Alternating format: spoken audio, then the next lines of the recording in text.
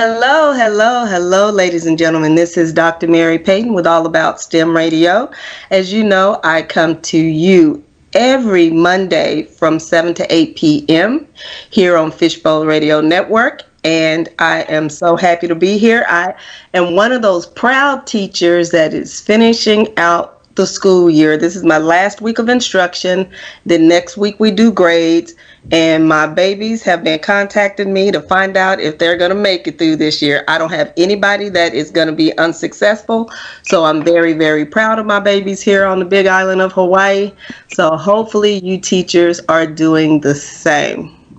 Don't forget, my book, Taylor STEM Adventures Texas, is up for the Authors Award. So if you go to the website, you can see the Academy Awards for authors. Please vote for it as one of your favorite children's book. And don't forget, Taylor STEM Adventures Texas and Taylor STEM Adventures Hawaii are for sale on Amazon, Barnes & Nobles, and Walmart.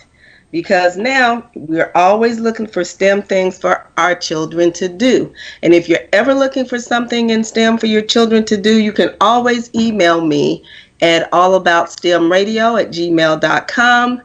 And I can probably send you a link or send you something to have fun with your kids at home. And the summer's coming up, and I want y'all to have a wonderful time. But ladies and gentlemen, I have another exceptionally wonderful guest for you today. She is from Texas, my home state, and she is from one of my most favorite places to go, which is the southern part of Texas, Brownsville, down near South Padre. If you go to Padre Island, or if you go to oh Lord, I forgot the other place that I go to down there. I go to a lot of places down there. This is Dr. Mayra. And Mayra, will you please say hello to my guest? Hello, everybody. This is Mayra Oyervides. Thank you so much, Dr. Payton, for allowing me some time on your program. I'm really excited to share a little bit of my story. Well, hey, y'all, she is one of those biologists that loves to deal with reptiles and snakes and lizards and tortoises and all those great things. So Mayra, would you tell my audience a little bit about you and about your background? Yes, so I'm a first generation graduate student. My parents only got through middle school, and at a very young age, I became a teen mother. And while I was in high school, I was doing really well, and I had all these ambitions and ideas. But when I had my child at such an early age, that seemed to trump everything, and everybody seemed to just be like, okay, this is going to be another statistic, and for a couple of years, I struggled with the idea that my friends were graduating from high school and I wasn't. And my parents didn't have a formal education, so they didn't really, guide me either way. But when I turned 18, I decided that, I was going to join college like all my friends in high school. So I'll talk a little bit about how I ended up doing that. But ever since then, it's been a journey that has just been super exciting. And I'm, so many people have helped me along the way. I don't think anybody can say that we, have reached where we are now without the help of people along the way, even if it's just a word of advice or something like that. We kind of take all that, and all these people are still very close to me. So, and so since then, once I joined college, which was quite some time ago, maybe about 15 years or so, I have been doing research primarily with reptiles, amphibians, and the like. However, this has kind of opened the doors for doing research with professors of other disciplines. And so I've done a little bit of everything. It's been very exciting. Okay. How did you get into biology? Because I see that you have a bachelor's and a couple of masters in biology.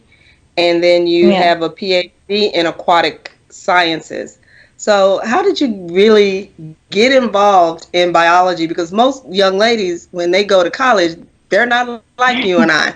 They want to, go into something totally different than the one of the biological sciences. So, how did you select that as your course or your journey?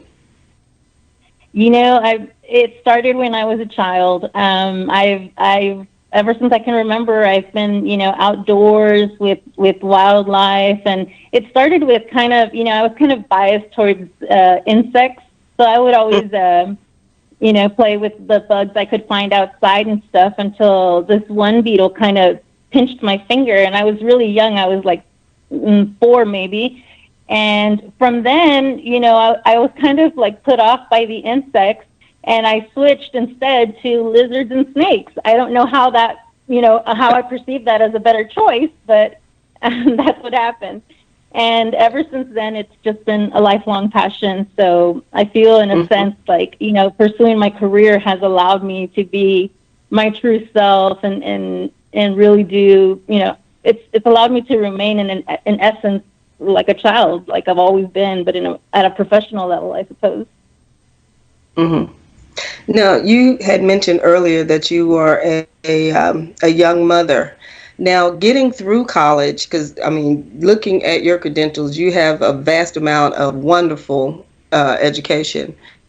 Um, Getting through that and being a young mother, how much determination, how much guidance, how much mentorship, or what made you stay the course to do what you've done? Once I joined college, so I don't know how, the details of how I kind of, somehow the university paid for my entry exams and everything as an undergrad. I think it was because I was a teen mother, and they had programs to try to get you into college, but the success rate of these programs wasn't the best. And so I was determined that now that I'm here, I have to make it work. So failure was not an option. However, having to have a job and raise a child and do all this college work, because now you're submerged in a whole new culture, which is, academia. And you don't have anybody to advise you or guide you along the way because, no one in your family has ever done it before. So you kind of learn from some of the other students. You ask professors, and some will give you honest answers. Some will give you, other advice that you may or may not take. And so it was really, really difficult. But I just became so dedicated to it that I gave it my everything. There was days I wouldn't sleep doing my work and working and school. And eventually I got through my undergraduate, and I considered that, a really great achievement and everything. But then it was like, it was like a stepping stone. Once I got there, it's like, well, why not do more? And that's where things got a little more challenging in the academic world. But yeah, it was kind of, learn as you go when I started my undergrad, because nobody at home could help me. That I totally understand. I mean, I had a lot of guidance from, my mother and my sister and other family members. But my mom, just like yours, my mother got to the 11th grade in high school and then worked on her GED. But my mother was very smart and very bossy and very pushy, and, let us know what we were going to do. But you do have to surround yourself with I always say surround yourself with good people. But it's not, you can learn from good people. You can learn from people that aren't always going the same course that you're going, because sometimes you learn what not to do. But once you graduated with your first degree in biology, your bachelor's, what type of positions were out there that you sought out and went into, job-wise? So job-wise, I started working with with a program that was doing like disease surveillance for agriculture, for citrus and things of that nature. And so that allowed me to expand my network, and I was able to now communicate with a lot of different private landowners, and and I realized that that's where we had a big gap and a big need is between what is the federal land, state lands, and most of the land in Texas is private, and so that's where we needed to survey. But how do we get in? And so that was always something I kept at the back of my mind. But through working in this industry, I was able to learn a lot of new skills like GIS and all kinds of other things that I learned to then apply to any of the projects that I would move on to later. Okay. Now, what is GIS? Geographic Information Systems. So like mapping, making like future models of, either climate change or predicting, a number of scenarios. So you basically apply algorithms to your data and you come up with some predictions. Okay. Okay. All right. And were any of those predictions like relevant to drought or, water or different weather cycles that y'all had to be concerned with? Absolutely. We monitored, the weather and all that for many years in a row, and we would correlate it back with what the behavior of a particular pest or disease was that we were seeing. And so we could expect on rainy years that there was going to be potential for an outbreak of a disease that maybe we hadn't seen in the last 40, 60 years. And, it would occur. And so then that would provide us time to prepare, a program for when and if it does happen. This is what we're going to do to mitigate the problem. This is how we're going to address it in the field. This is how we're going to, basically contain the area and mitigate its spread. So, yeah. I mean, I know in the state of Texas, cattle has always been one of our largest, commodities as far as ranching is concerned. But I noticed, and this is just me, and I'm just talking off the top of my head, growing up, I've noticed a change in what we're planting and what we're growing. Being a product of the 60s, where we grew a lot of cotton here in Texas, what is the biggest agricultural thing now that's being grown here in Texas? Do you know that, or have you ever thought about that? I worked a little bit with they're still growing cotton, but I think there was a big crash after like a massive infection by the boll weevil or something. Yeah. And I know, citrus is a big thing right now. And it, there's many acres of citrus in the valley. And despite the ongoing problems and the fact that South Texas is a quarantine area for citrus, the industry continues to grow. So people thought, it's a quarantine area. It's hard to, grow citrus. There's too many regulations, this and that. It's still actually a growing area. So there's a lot of land that is being used for agriculture, primarily, I think, for citrus types. I did not even know that, because I was, as I drive, down to Brownsville, or I drive down to San Antonio or Laredo or somewhere, I used to always see these different forms of cotton, corn, and it was something else that I used to see. And I stopped seeing those, and I started to wonder, what are we growing now? So that makes a lot of sense. That makes a lot of sense. Now, you have, before I get into climate change, you have been professor at several universities. Can you give us a little bit about your experience in teaching students about, the environment and science and so on and so forth? Yeah, so I think since the beginning of my career, one of the things I was very proactive in was outreach. And I always thought that it was better outreach if you could have something tangible. And so I would do outreach like summer camps for children from very young ages, maybe 4 through 12. And I would take live snakes and toads and stuff like that. And they really enjoyed it. It made it, a very complete experience for them. And I did the same with adults. And that was very satisfying because, I had, for example, one time a lady that I believe was 92, and she was sitting in one of my presentations, and I was walking around with a snake, and she wanted to touch it. And I said, of course, and I'll take care of the front end, and they can just, feel the scales and stuff like that. And she said that at her age of 92, that was the first time she'd ever touched a snake.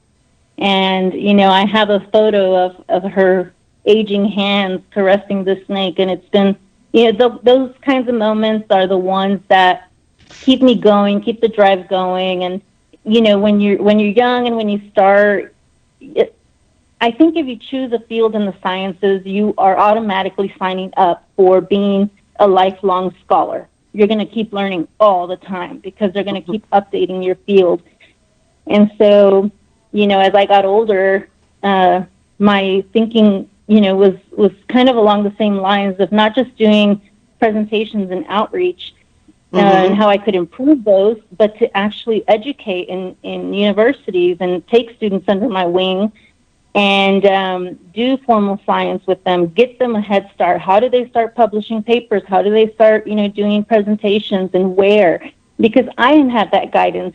And I wanted to provide it because what use was it for me to have learned it now and all the trouble I went through if I wasn't going to share that with others? So sharing everything I know and hoping it inspires someone to do something similar or something better has been my goal ever since.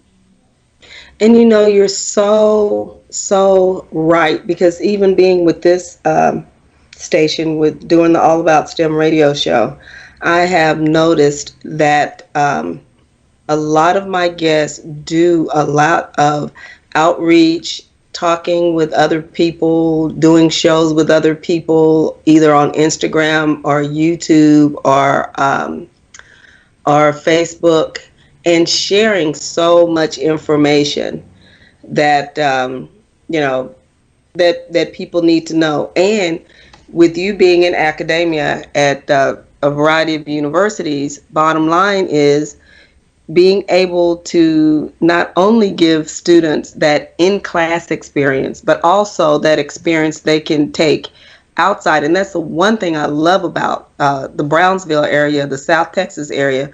It's so much you can actually look at. I mean, but from the turtles to the various snakes, the lizards and bats and all of that stuff, it's so much stuff down there that you can actually learn about that a lot of kids only get to see in pictures, and a lot of students don't even really get to touch.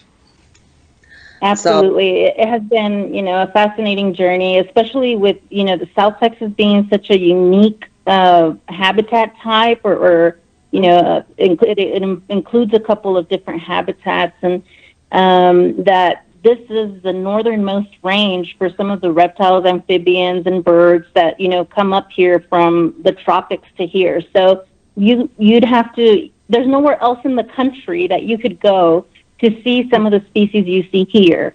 And so I really, encourage the students. I think there's been a disconnect, in off late between, how much involvement students have with outdoor classroom and outdoor teaching.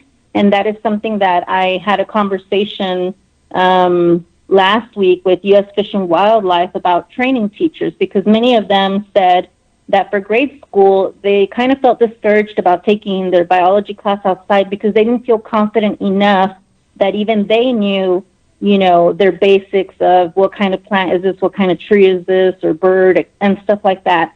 And so if we can expand and, train these teachers and they can have more confidence to take the children outside, put them back in contact with nature, I will absolutely gladly do that. So those are some of the things that, I'm constantly working on. I work with city, leaders and stuff like that, and try to figure out ways. Like I met with the beautification committee of Brownsville not long ago, and I wanted to propose. There's a lot of artists here, and they want to, depict their art somehow, but not in the form of like street art, but rather murals. And they want to use the endangered species or the species that are unique to this region. And I think that's a great idea. And also for the landscaping in a lot of these small businesses or strip malls, many people come down here for the birds since this is a major flyway. And so if we can make, all these strip malls use native plants and kind of make it like small little pit stops, then everywhere you go, shopping or out to eat, there's a potential for you to see something. And so I think, those are things that we need to implement moving forward. Yeah, because, I come down there a lot. And, I think Brownsville has the greatest zoo in the world. But I've been to, it's something called, it's Palms. Oh, my goodness. It's an area that has just beautiful, beautiful vegetation. Something Palms. I cannot think of the first name of it. But anyway, I love going down there because they have a beautiful bird habitat there. And then going to the turtle rescue down in South Padre. You can't see those things anyplace else. And I don't know if you've ever gone on one of the environmental boat tours down in Port Isabel.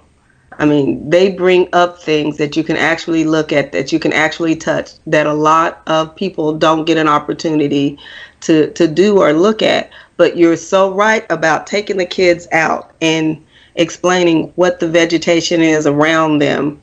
Because think about it, a lot of people don't have respect for different things in our environment. And that's why a lot of things go extinct every year. Because, we need that area for more housing, or we need that area for a strip mall, or we need that area for something else. And we are more and more every year encroaching on space or habitats of other organisms, of animals, of reptiles, of plants, and things go extinct every year. What are some of the animals or reptiles that you're more fond of, that you really like dealing with? I love them all. And, everybody always tells me, what's your favorite snake? I don't really have a favorite. To me, just seeing a snake, seeing a toad in my yard, going out and finding, a big bull snake, all of that is exciting to me.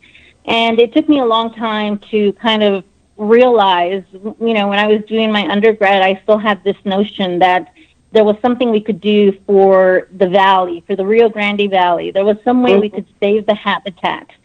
And it took me many, many years to finally understand that, a lot of this stuff is kind of irreplaceable. And if it's already gone, you can't put it back overnight. And so I made it kind of one of my personal, goals to document everything I saw, every reptile, every amphibian, plant, and I would get coordinates and weather associated when I would see these animals and everything, to try to understand their behavior. And I don't know, possibly this is one of the largest growing areas in the United States, so it's very likely that more habitat will be ruined. And what the data that I'm collecting may end up being a record of what was once here, or a historical record. But even then, I'm passionate about it because we still need to know that. That's still information that is useful to us if we want to work with some of these endangered species. So, and the place I was thinking about is Sable Palms. Oh down yeah, Sable the Palm is wonderful. Sable Palm Sanctuary. I love that place. Now, based on everything that you're saying, and this is tying right into what you were just talking about, your work with the Texas Private Landowners Conservation Association. Can you tell us a little bit about that? Because, private landowners, they have to do a lot to keep that property and to know what's actually on their property. Yes. So, as I kind of went through all these, ups and downs in my career, doing Mm-hmm. research and everything, I always kept at the back of my mind, we need to kind of close that gap between the Mm-hmm. research that I can do in state parks, or other parks, but what about all this land that's private? We really Mm-hmm. need to somehow get the owner's permission and, ask them if we can survey their properties. And most of the time, as soon as you say, I want to, look around, or I want to survey or do research, they will give you the no. But I Yeah. think one of the things that has helped me a lot in this career is actually being a woman, because Mm-hmm. somehow it's more inviting, it's friendlier, and I have been able to sell this notion to private landowners without that resistance. As a matter of fact, I gave an interview for, I think it was Texas Monthly, the magazine or journal for the Texas Wildlife Association. Mm-hmm. And I had people calling me from all around Texas saying, I have, 100 acres over here. I have 50 acres in that county. And we made a list. And by the time I realized it, I had thousands and thousands of acres throughout all of Central and South Texas of people that were volunteering to, hey, come tell me what's on my property. I want to know. Mm. So that's basically what the organization deals with, and also educating the landowners on, a lot of them have misconceptions that certain laws can be enforced on their property, or that, they have to give up if there's an endangered species, something, negative is going to happen. But that's not necessarily the case. And so I think once you explain that to them, and once you put it in a way where, you're kind of working independently, but not, not necessarily directly for the state, people are more curious to see what you're trying to accomplish, and to volunteer for these things. And they kind of see it as, okay, you want to come and tell me what's on my land? Maybe I have something really neat, because a lot of these big ranches are used for photography. So Oh. if they can then, advertise later, well, we have, an endangered species here, or we have this rare species of plant of whatever, it might attract more photographers and naturalists to that area. So it kind of goes full circle and benefits everybody. And that's kind of how I designed it to work, so that they would be open to giving me that access. And Mm-hmm. it has been wonderful. Because there is so much beautiful, beautiful land in Texas.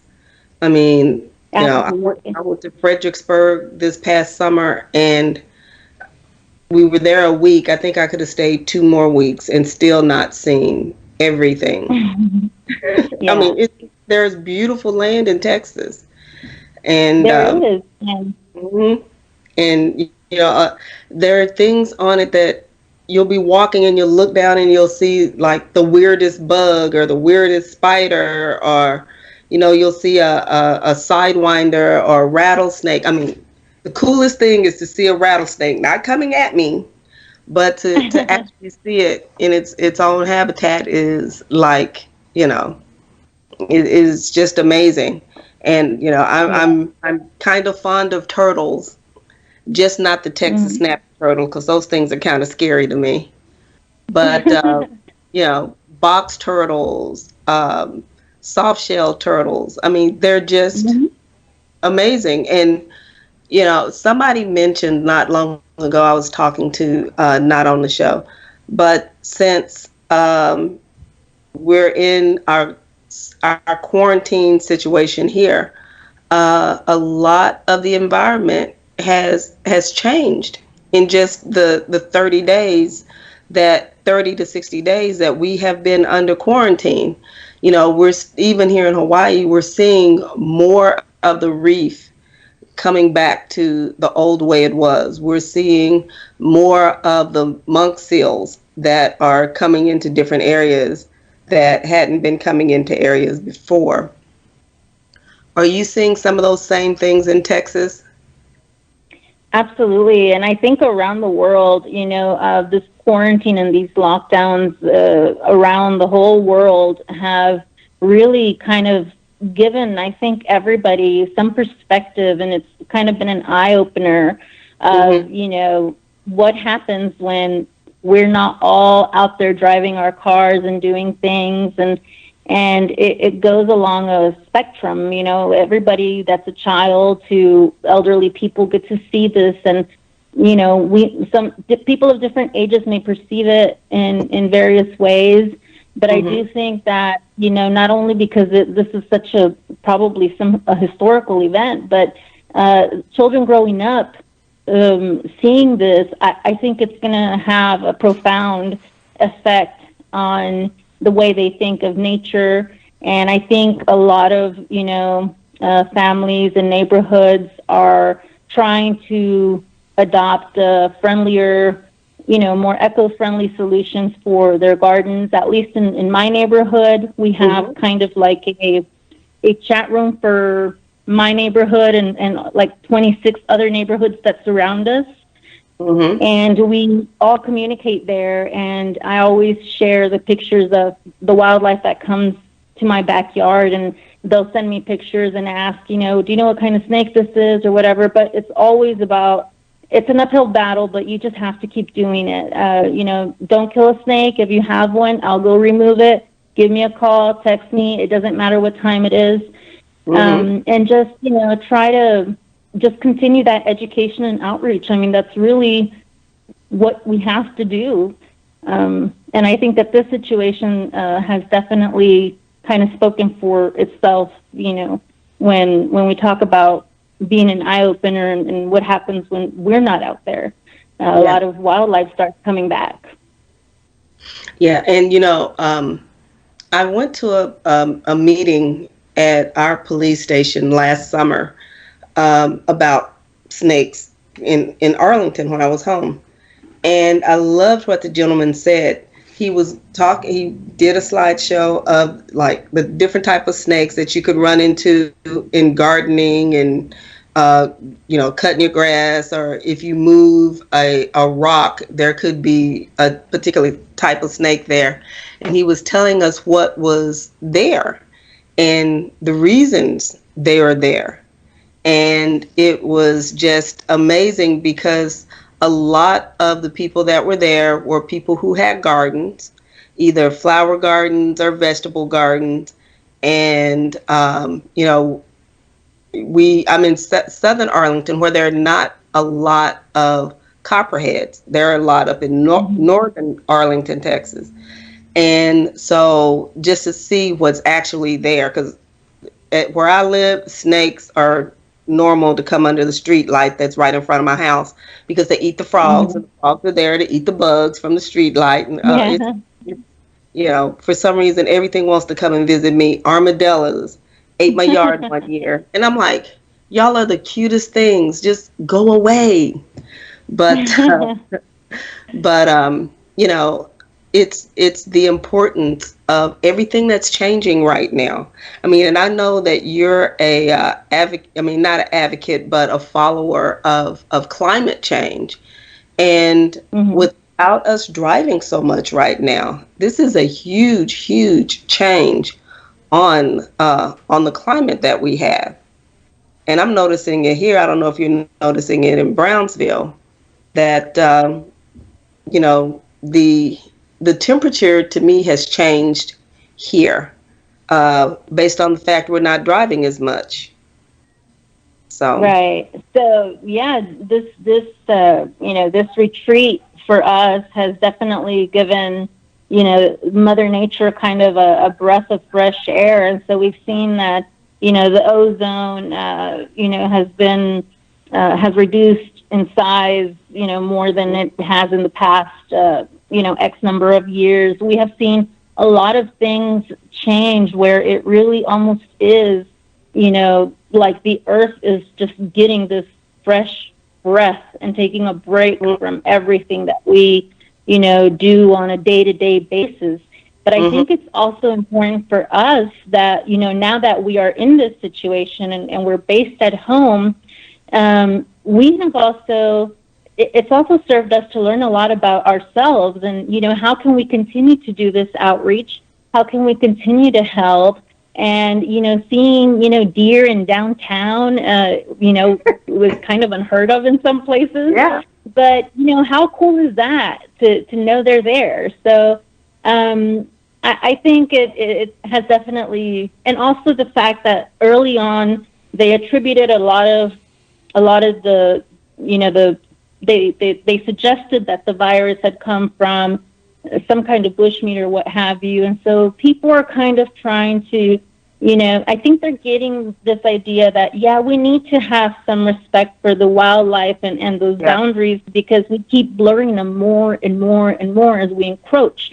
And as we do that, there's going to be a lot more interaction between sylvatic, wildlife and humans. And those encounters, we don't have a precedent to see what's going to happen or how it's going to affect us or the wildlife negatively. And so we need to kind of use this as a learning experience more than anything. And rather than think of, let's open up the states and just go back to the way we were, I think a lot of people are now thinking a little more progressive and let's go back, but let's do things in a friendlier way. Oh, yeah. Hey, ladies and gentlemen, this is Dr. Mary Payton with All About STEM Radio, and today we are talking to Dr. Mayra, environmental scientist from down in the Brownville, Texas area, and we are just talking about her journey. We're talking about what's going on today with our environment, and she is a lover of all things environmental, and she is giving us a lot of great information. Now, Dr. Mayra, we were talking about how people are changing their attitudes about things. What I've noticed here, but where I am on the Big Island, a lot of people do have gardens, but I noticed with a lot of my friends back home, they're for the first time actually planting a little vegetable garden. Most people will grow tomatoes and cucumbers and things like that, but that's giving them comfort. And I'm wondering, will people continue that after this is all over? Because I know we always had a garden when I was growing up. Yes, so did we. It was just kind of like, that's just how we were raised. You grew a little bit of crops, a little bit of everything, and then you kind of shared with your neighbors back and forth, and that was just the norm.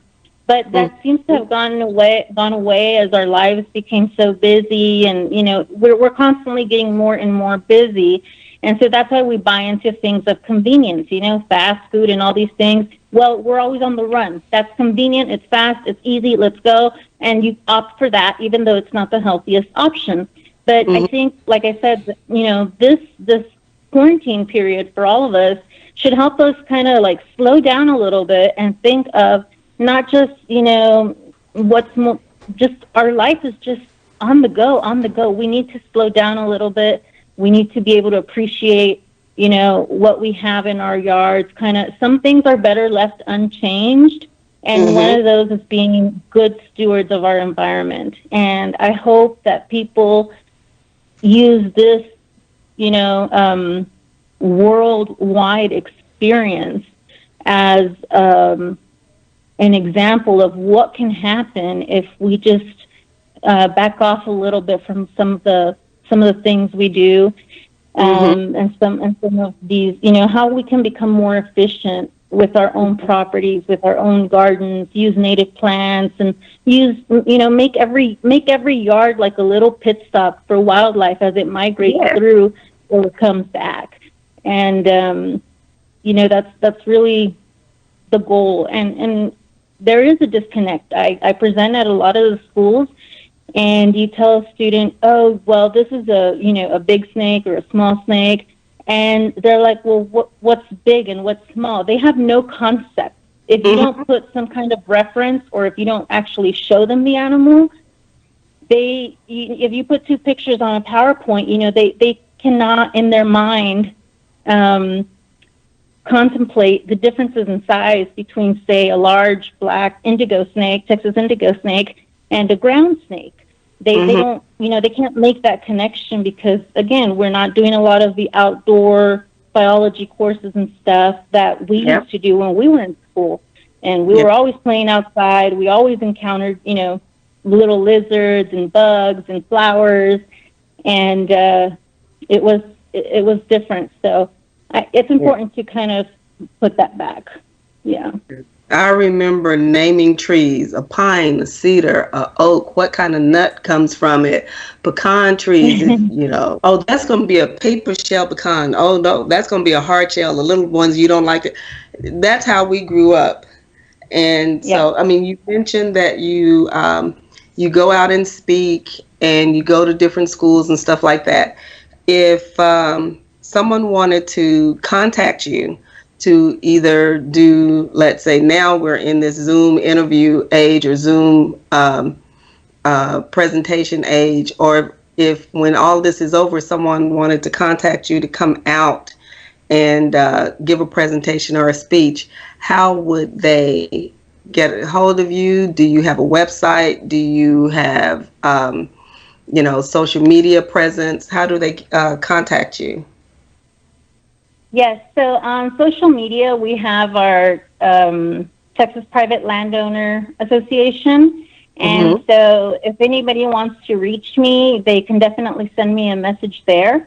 It also has my other contact information, like my email and my cell phone number. So, I'm very, very dedicated to what I do. And if they have called me, at 1 or 2 in the morning, like, hey, I went to go get, a snack in the middle of the night, and I saw some snake cruising down the road. What do I do? And I'm like, well, I'm in my pajamas, but I'm on my way. So, and so it has been a lot of fun. I've gone down to the tropics and learned a lot from, we have our techniques in the field here, but then you go and you learn from other biologists that maybe aren't at that level yet with their tools, advanced tools and methods. And it's so amazing how, they can still read, just maps, like terrain maps and stuff like that. And those are a lot of the skills that we're losing. So I'm also an advocate for that, is, all those basic skills of, how do you kind of wander in the woods and find your way back, and what to do if you get lost, like I used to. But that's totally understandable. And you're also recruiting new members for the Texas Private Land Conservation Association. Are y'all always looking for new members or looking for people to become part of that? Yes, we are always looking for partners, private landowners that, want to know maybe what's on their property. And a lot of these landowners work with a biologist in some capacity. But, if you can offer this as a service and it benefits everyone, then, we're certainly open to that. And also volunteers, because I focus a lot on reptiles and amphibians. I've done work with cacti and native birds and all those kinds of things. But I wouldn't consider myself as well-trained in all of those areas. So, I might want to do a survey for the herpetofauna that's on the property, but someone else might want to, come, maybe a graduate student or something, and do a survey on the birds or some research on the birds. And so this is opening doors to untapped areas where the habitat is still intact. And I think we can, definitely get some very valuable information from some of these properties, which in fact I am collaborating with some PhD students from Michigan State, and also I have some collaborators in Mexico at UNAM, and we're working on different things. But, that's the whole bringing the STEM together from not just from our region, but from all over, and being able to provide these unique opportunities where we can still see things in situ, in their habitat, how they naturally behave, and all those things, I think, are very important. Okay. Now, you have worked on several publications in your field, and have been published around the state of Texas and various other places. Can you give my audience a little insight into some of your most recent publications? Yeah, so one of the ones we recently submitted, and I didn't put this on my resume, they haven't been accepted yet, but they have been submitted, is we're working with tick-borne diseases. And so, because this is a region of high influx, in both ways, people going to Mexico and people coming from Mexico, this region is of importance when it comes to, that trade that occurs with cattle and things like that, and the potential for tick-borne diseases or other insects. And so we're working on that. And because for some reason, we just tend to think that you go to a doctor and you tell them, I'm a field biologist, I am exposed to, this and Hanta, Lyme, whatever, and they still won't test you for those things because there's kind of a notion that it's just not around here. But I think we have sufficient evidence that, it is going to show that, there's definitely plenty of it around, and especially if you have a job that exposes you to it. I always encourage, my students or whoever works with me to, if they feel sick or if they need to go to the doctor, to always disclose that. I said, whether the doctor acts upon it or not, disclose that, you are exposed to Hanta and to Chagas and to Lyme and, these kinds of things, just so that they can know that is a possibility. Yeah, because, people think a lot of those things either don't exist or exist in such small quantities that that really can't be the problem. So, Absolutely. Yeah, you're so right. What are some of the other publications that you've done other than the one that you just submitted and it hasn't been published yet? Yeah, so aside from the zoonotic diseases, which is what we've been doing a lot lately, one thing that I have been doing since the beginning of, my interest in surveying Texas mostly has been filling in the gaps of distribution with the wildlife. So, if you look at a map and you see all the, the whole area that the sand sheet encompasses, you tend to think, well, if this animal inhabits the sand sheet, why hasn't it been found there? It has to be there if it's in the county surrounding it. And if it's not, why? What is in that county that is, that's some kind of natural barrier? And so I have spent years and years, decades, searching for these animals to try to get a more complete distribution. And so a lot of my publications have to do with the distribution of the reptiles and amphibians throughout Texas, and also their behavior, their life history here in South Texas, because a lot of people tell me, well, this snake prefers this temperature and this temperature.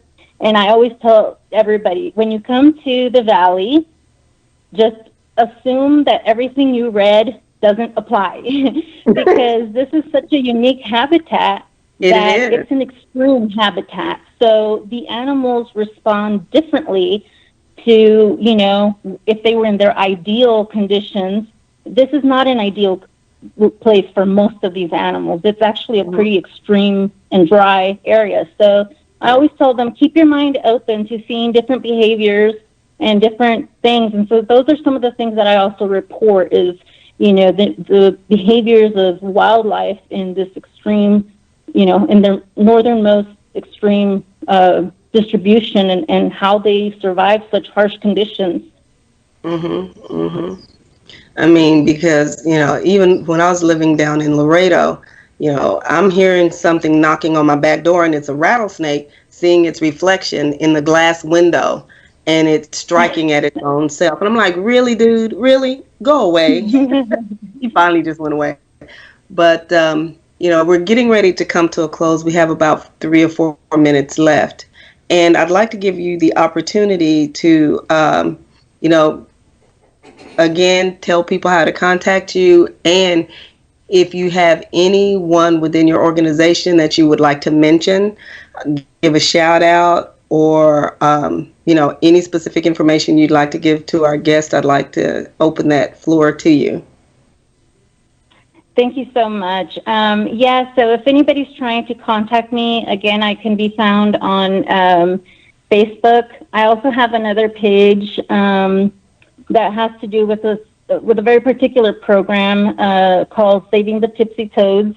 So if you just search for that, it'll come up. And also my contact info, my email and my phone number are on my private Landowner Conservation Association page on Facebook. Reach out to me in any.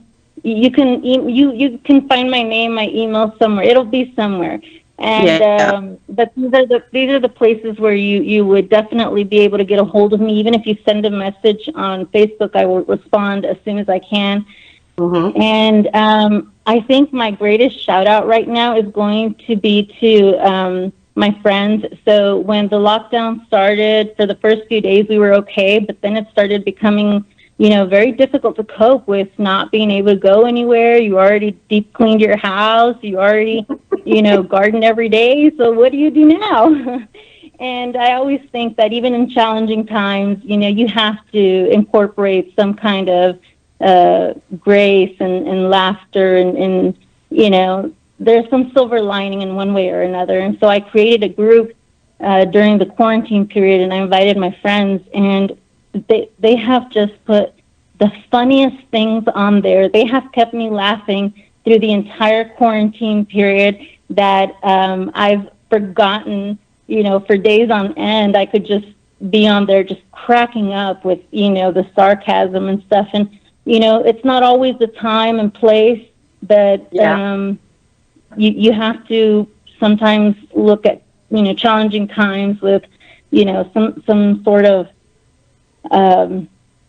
positivity and just get through it. And so for my friends, Eric Rogers and everybody in that group, thank you so much for keeping me alive. And that's it. If there's any grad students who are interested in doing research in South Texas and need access to either private land or some of these animals or what have you, I'd be glad to, speak with you and maybe add you on my scientific permits so that we can do some work. And the way I see it, the more the merrier. So, people kind of get territorial when it comes to biology in a certain region. I'm more inviting. I'm like, the more people that can get interested in a certain region or a certain area, the better, because then, given that we have a limited amount of time with what's left of the habitat, the more we research, is better for everybody. So. Well, my family has land in Freestone County. If you'd ever like to come to Fairfield, let me know. Absolutely. I will definitely contact you about that. Hey, we've got a lot down there. But ladies and gentlemen, I know I have had a long day with y'all talking about environmental science with Dr. Mayra Oyervides, and I hope I didn't slaughter your last name. And she is obviously very passionate about what she does. And Mayra, don't let this be your last time coming on the show. And if you have anything to share, make sure you share it with me so I can share it with my audience on the show's social media. And hey, I want to thank you for coming on the show today. Thank you so much for, providing me the opportunity, Dr. Payton. And, I don't know how much your followers know about you, but I want to thank you for your service in our military. And I think your background is just outstanding. You have done so much. Such an inspiration to a lot of other, young and upcoming STEM students. I have enjoyed every minute of it. And thank you.